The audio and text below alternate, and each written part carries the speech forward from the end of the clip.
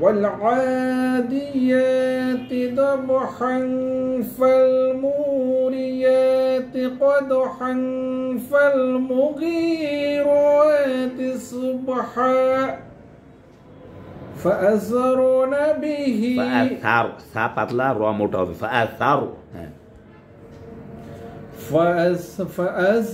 فأثرن به نقعا فوسطن به جمعا إن الإنسان لربه لكنود وإنه على ذلك لشهيد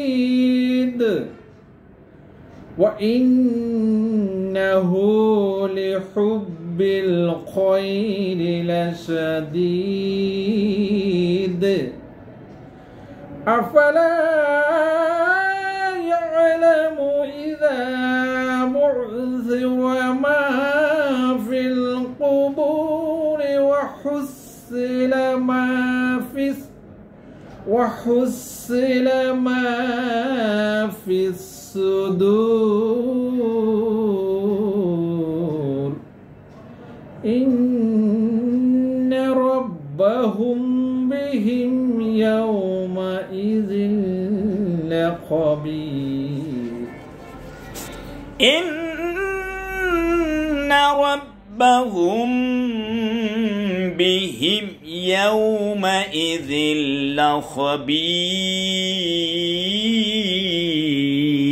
لخبير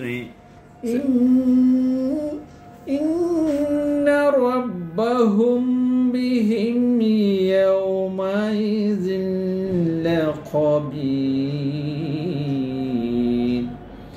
ربهم بهم أنت قلنا سن ربهم ربهم بهم يومئذ لخبير আলহামদুলিল্লাহ আমরা একটু অর্থ শিখব আমাদের ইসলামিক ফাউন্ডেশনের সাবেক ঊর্ধ্বতন কর্মকর্তা আমাদের স্যার নুরুজ্জামান ফারুকী স্যার প্রায় বলতেন যে একটু মানুষকে বলুন সবাই যেন কোরআন সহি শিখে কোরআনের অর্থটা শিখে তা আমিও আমাদের স্যারকে প্রায় বলি স্যার এটা আমরা সবখানে কোরআন তেলাওয়াত করবো এবং অর্থটা আমরা বলে দেবো ইনশাআল্লাহ তো আমাদের মুস্তাফিজ স্যার আজকে তেলাওয়াতটা করছেন তিনি অর্থটা বলে দেন স্যার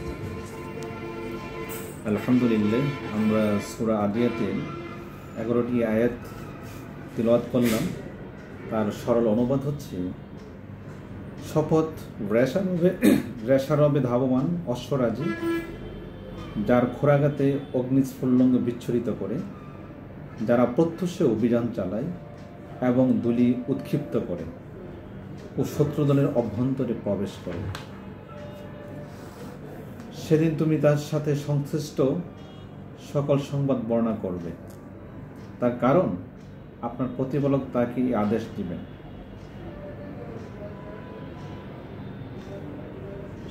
সেদিন মানুষ বিভিন্ন দলে বিভক্ত হয়ে আত্মপ্রকাশ করবে যাতে তাদের কর্মফল দেখানো যায়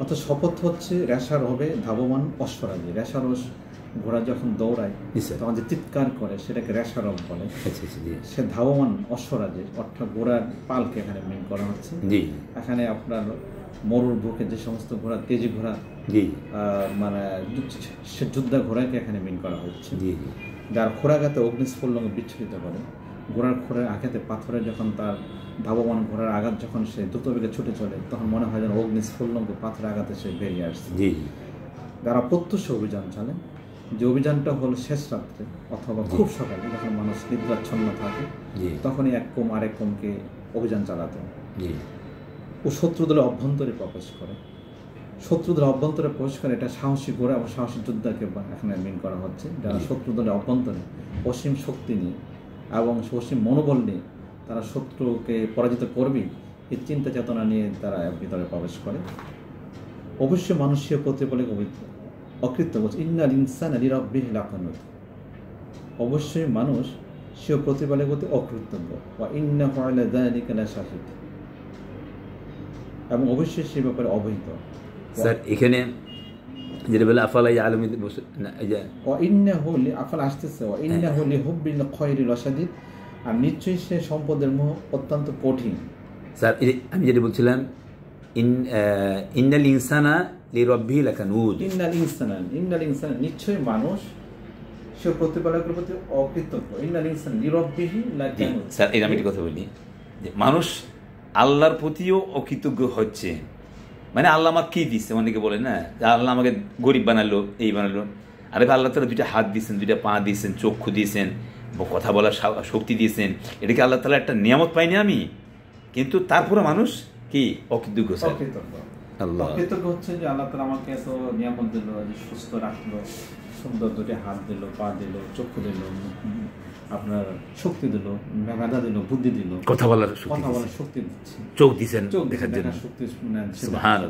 যদি একটু চোখ না থাকে তাহলে তো সেই চোখ কোনো কিছুতে রিপ্লেসমেন্ট হবে না। আল্লাহ সবচেয়ে বড় নিয়ামত কি হতে পারে? যার চক্ষু নেই সেই জানে যে চক্ষুর আলো কত বড় নিয়ামত। আল্লাহ এবং অবশ্যই সেই ব্যাপারে অবহিত হবে। ওয়া ইন্নাহু আলা যালিকা লাশাহিদ ওয়া ইন্নাহু লিহুব্বিল খায়রি লাশাদিদ, আর নিশ্চয়ই সে সম্পদের মোহ অত্যন্ত কঠিন। মানুষ স্বভাবগতভাবে সম্পদের প্রতি মানুষ একটু আকৃষ্ট থাকে, তবে কি সে সম্পর্কে অবগত নয় যে যখন কবরস্থ সব কিছু উত্থিত হবে এবং অন্তরস্থ সকল কিছু প্রকাশিত হবে, নিশ্চয়ই তাদের প্রতিপালক সেদিন তাদের সম্পর্কে ভালোভাবে অবগত হবে। এখানে বলছে তবে কি সেই সম্পর্কে অবগত নয় যে যখন কবরস্থ সব কিছু উত্থিত হবে, হাসরের দিন কবর থেকে সমস্ত কিছু উত্থিত হবে, অর্থাৎ প্রত্যেকটা মানুষ তার রবের মানে হাসরের দিন যখন কি আমার আপনার হাসরের মাঠ যখন কায়েম হবে, তখন কবর থেকে মানুষ পতঙ্গ পালের মতো সে হাসরের মাঠ থেকে ছুটবে এবং অন্তরস্থ সকল কিছু প্রকাশিত হবে। নিশ্চয়ই তাদের প্রতিপালক সেদিন তাদের সঙ্গে ভালোভাবে অবগত হবে। সেদিন প্রত্যেকের আলাদা আলাদা হিসাব নেওয়া হবে। আমরা প্রত্যেক সম্পর্কে অবগত হবেন, জানবেন প্রত্যেক সম্পর্কে, তার গোপন হোক প্রকাশ্য হোক, সবকিছু আমল সেদিন আল্লাহ তাআলা হিসাব নেবেন। আল্লাহ তাআলার সামনে পেশ করতে হবে, হিসাব নেবেন। সে আল্লাহ তাআলা যেখানে আমাদের এখানে শিক্ষা কি হতে পারে? আমার মনে হয় সেখান থেকে শিক্ষা হতে পারে যে অবশ্য মানুষের প্রতিপালকের প্রতি অকৃতজ্ঞ। অর্থাৎ আমরা কিভাবে অকৃতজ্ঞ এই বিষয়টা বোঝা। আমরা সে বিষয়ে আমরা যে আমাদের হাতের শুকরিয়া করা, চক্ষুর শুকরিয়া করা, জবানের শুকরিয়া জ্ঞাপন করা, তারপরে আমাদের বুদ্ধির শুকরিয়া জ্ঞাপন করা, সুস্বাস্থ্যের শুকরিয়া জ্ঞাপন করা, এটা আমরা যদি কি আল্লাহ তাআলার শুকরিয়া জ্ঞাপন করি, অর্থাৎ এই যে এদেরকে জন্য কি আমরা ভুল পথে পরিচালিত না করি, হাত দিয়ে জন্য কি আমরা নিষিদ্ধ কোনো কাজে স্পর্শ না করি, নিষিদ্ধ কাজের জন্য কি আমরা হাতকে ব্যবহার না করি, জিহ্বাকে যদি নাকি আমরা নিষিদ্ধ কাজে ব্যবহার না করি। স্যার খাদ্যের মধ্যে ভেজাল, বাজারে দেখেন ফল ফ্রুট থেকে শুরু করে প্রতিটা প্রায় জিনিসই, এখানে কিন্তু আমাদের হাতের অকৃতজ্ঞতা হচ্ছে যে আমরা হাত দিয়ে কিন্তু আকামগুলা করছি। ফল ফ্রুটে, খাদ্যদ্রব্যে আমরা বিষাক্ত জিনিস স্প্রে করছি এবং আমরা মানুষকে ঠকানোর জন্য ওজনে কম দিচ্ছে। এটা কিন্তু হাতেরই কিন্তু আপনার এখানে হাত চোখ হাতের প্রতি জুলুম করা হচ্ছে। চোখ দিয়ে আমরা নিষিদ্ধ জিনিস দেখছি এবং সেই চোখ দিয়ে আমরা নিষিদ্ধ জিনিস দেখছি, চোখের প্রতি জুলুম করা হচ্ছে। মেধা দিয়ে আমরা নিষিদ্ধ জিনিসকে আমরা বৈধ করার চেষ্টা করছি, এটা আমাদের মেধার প্রতি জুলুম করা হচ্ছে। জিহ্বা দিয়ে আমাদের নিষিদ্ধ আমরা বলছি, মিথ্যা বলছি, চুগলখড়ি করছি কিংবা গীবত করছি, পরে জিহ্বার উপরে আমরা জুলুম করছি। এবং অন্তর দিয়ে আমরা মন্দ কিছু চিন্তা করছি, অপরের ক্ষতি করার চিন্তা করছি, সেখানে আমরা আমাদের অন্তরস্থের উপর জুলুম করছি। ওইগুলো যদি নাকি আমরা আল্লাহর দেওয়া সেই নিয়ামতকে যদি নাকি আমরা আল্লাহর দেওয়া পথে কাজে লাগাই, তাহলে হবে এটা শুকরিয়া জ্ঞাপন হবে, কৃতজ্ঞতা জ্ঞাপন হবে। আল্লাহ তাআলা আমাদের এখান থেকে সঠিক জ্ঞান অর্জন করার তৌফিক দেয় এবং সেই সঠিকভাবে চলার তৌফিক দেয় এবং সঠিক আমল করার তৌফিক দেয়। শুধু জ্ঞানই নয়, সেই জ্ঞানটাকে বাস্তব জীবনে আমৃত কাজে লাগানোর তৌফিক আল্লাহ তাআলা দান করেন। স্যার একটা কথা বলি, স্যার বিদেশে রমজান মাসে দ্রব্যমূল্যের দাম কমে, আর আমাদের বাংলাদেশে রমজান মাসের দাম বেশি হয়। যেটা হচ্ছে এটা আমাদের জন্য খুবই দুঃখজনক এবং দুর্ভাগ্যজনক। রমজান মাস হচ্ছে ন্যাক কামাই করার সময়। এখানে আল্লাহ তাআলা সময়ের প্রতি যে আমাদের প্রতি ইহসান করছেন, এখানে আপনার গুনাহমুক্ত হওয়ার কথা, এখানে ন্যাক কামাই করা দরকার কথা, এখানে আল্লাহ তাআলা বিশেষ স্কোপ দিয়ে রাখছেন। রমজানের রাতে, রমজানের ইবাদতের ক্ষেত্রে আল্লাহ তাআলা নিজে তার প্রতিদান দিবেন। সেক্ষেত্রে আমরা কিন্তু ভুল করছি। এটা এটা ভুল করছি, এটা হয়তো মনে হচ্ছে যে একটা আমরা আর্টিফিশিয়াল ক্রাইসিস তৈরি করতেছি। যদি এই মুহূর্তে যদি সবচেয়ে সুন্দর হতো প্রতিটা ব্যবসায়ী জন্য কি এই মাসটা তাকে ব্যবসা না করতেন, তাহলে লাভটা কম করতেন, সীমিত লাভ করতেন। অন্য মাসে যে পরিমাণ লাভ করে তার কিছুটা কম লাভ করে। অবশ্যই তার যদি ব্যবসায়ীদের মধ্যে এই ধ্যান ধারণাটা থাকতো তাহলে কতই, অথবা স্যার রমজান মানে অন্য মাসে যেরকম লাভ করে যে পরিমাণ ওইটুকু যদি করে, মানে ওই পরিমাণও যদি দাম দ্রব্যমূল্য রাখে বা লাভটা ওই পরিমাণ যদি করে তাও চলে, কিন্তু ডবল লাভ করে, এটা নিশ্চয়ই জুলুম করা হচ্ছে। এটাকে আল্লাহর কাছে অবশ্যই জবাবদিহিতা করতে হবে।